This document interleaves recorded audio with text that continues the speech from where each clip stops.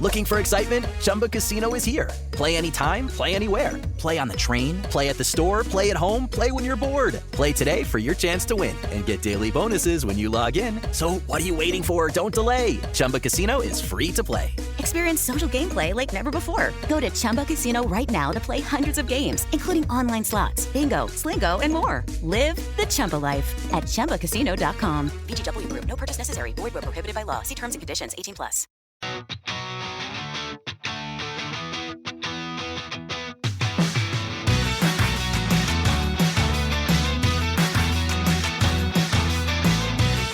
Welcome back to Rams Up, your favorite LA Rams podcast. We are part of the Fans First Sports Network. You can follow us on our YouTube channel as well at LA Rams Up. I'm your host, Mark. I'll be joined occasionally by my football gurus, Paul and Ian. Let's get to it.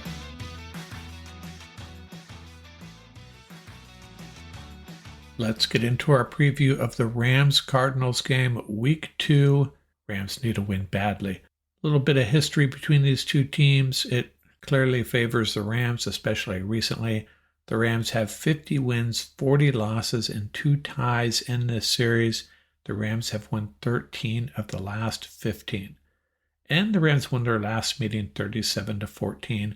Kyren Williams had a couple impressive games against the Cardinals, 143 yards in their first meeting and 158 yards in their second meeting.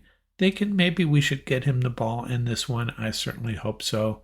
Any games that should be mentioned? Well, the Rams beat the Cardinals in that 2021 playoff game on their way to a Super Bowl victory, a championship. Rams 34, Cardinals 11 in that one. Rams led 21-0 at halftime. The first score, Stafford to Odell Beckham, OBJ's first postseason touchdown of his career.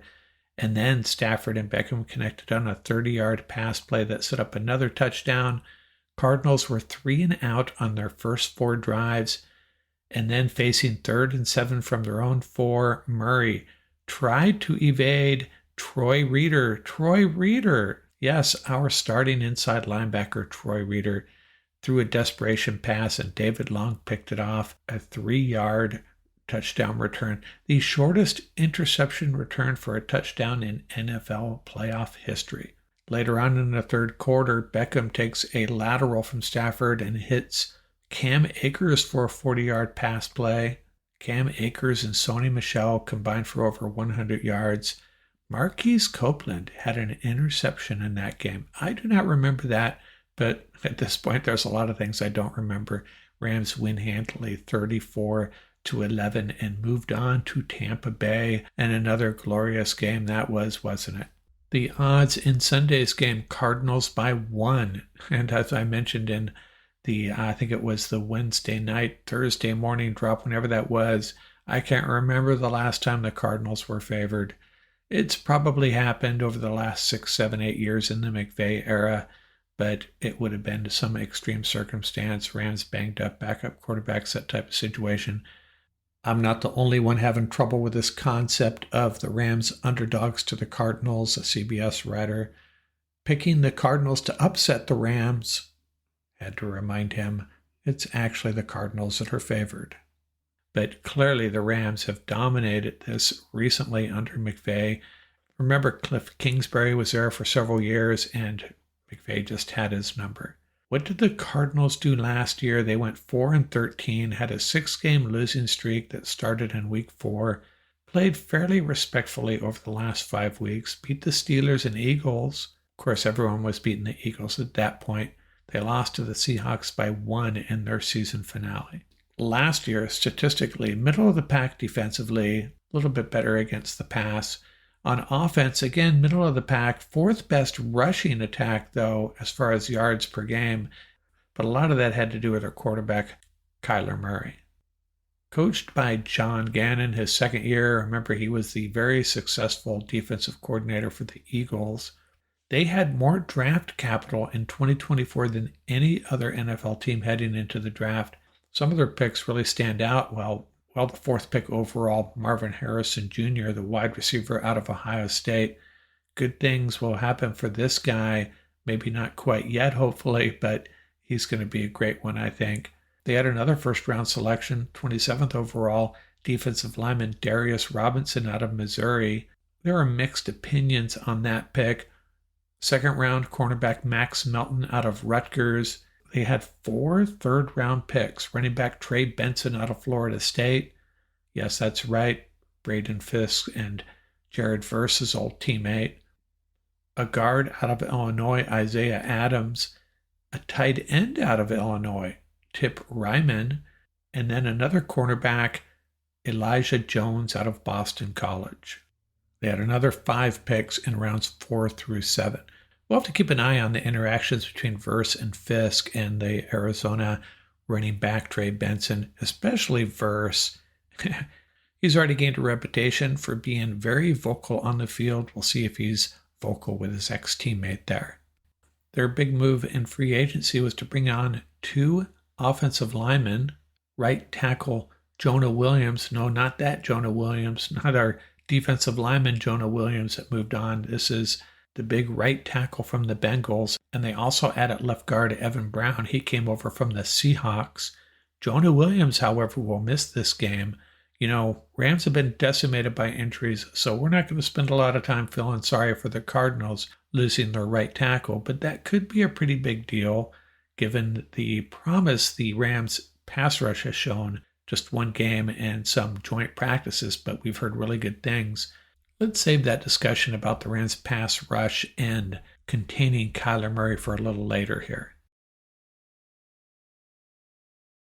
So the key players on their offense, well, it all starts with Kyler Murray, and it always starts with the quarterback, doesn't it? And they have a pretty solid running back, James Conner. 3 wide receivers to be concerned about. The rookie, Marvin Harrison. The big wide receiver out of Stanford, Michael Wilson, his second year. And don't overlook wide receiver Greg Dortch, more of a burner. He's going to try to stretch this Rams defense, I think. And high hopes for tight end Trey McBride this season as well.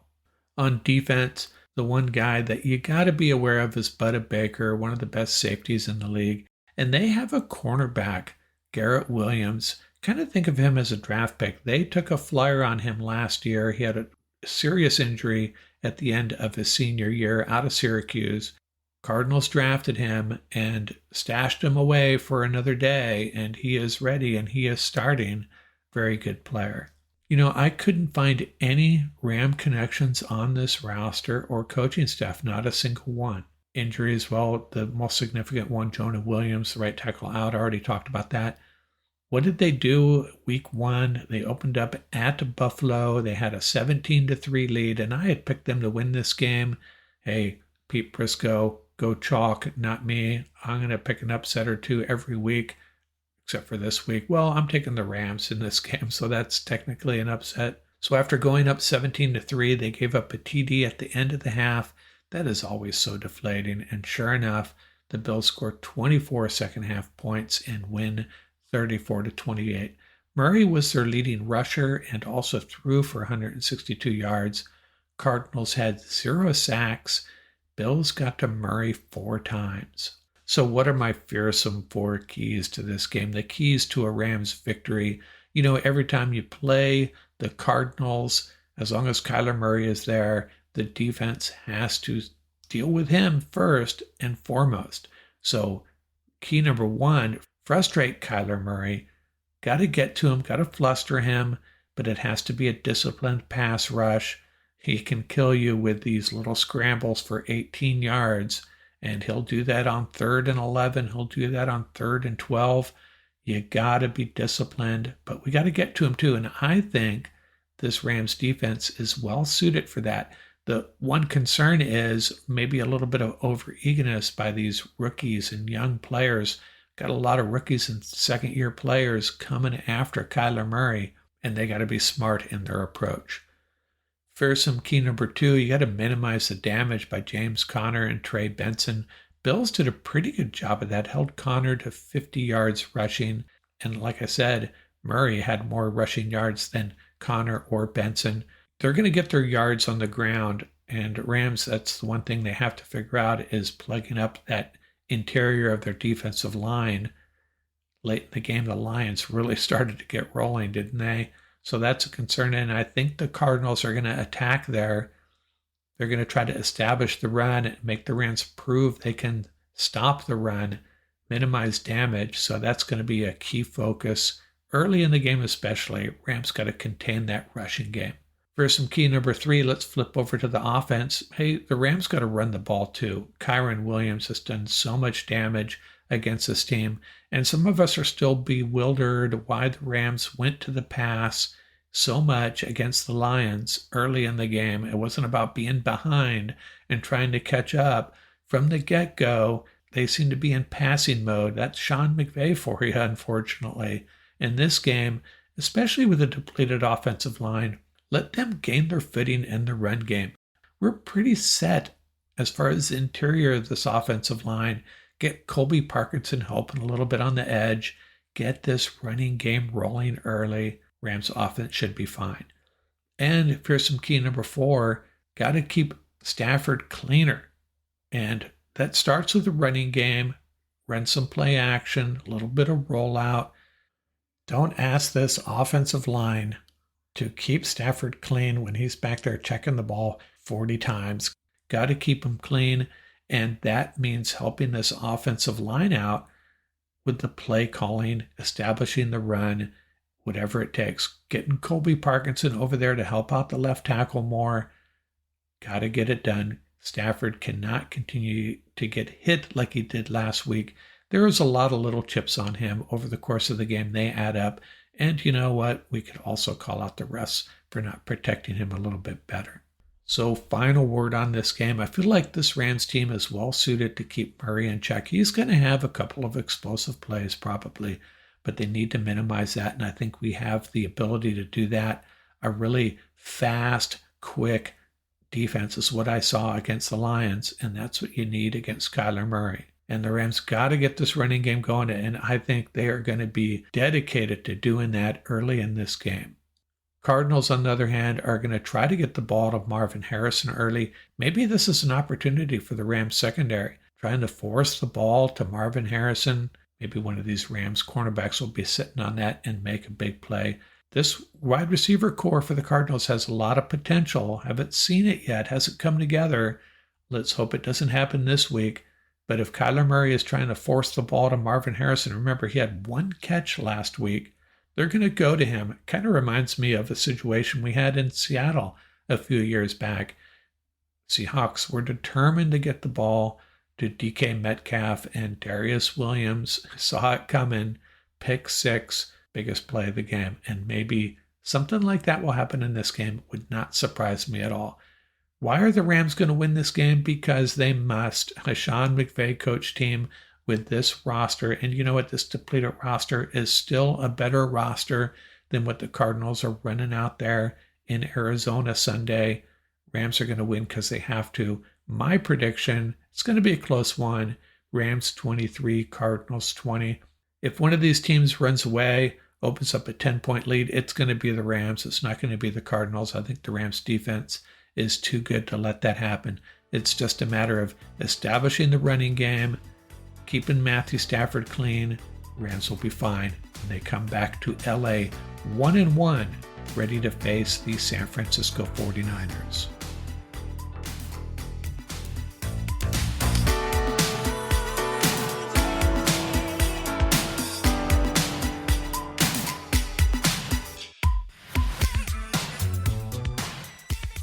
That's going to do it for this episode. Remember, you can reach us at ramsuppodcast@gmail.com. And don't forget about our YouTube channel. Our handle is at laramsup.com. Till next time, keep the horns up, stay safe, and have fun out there.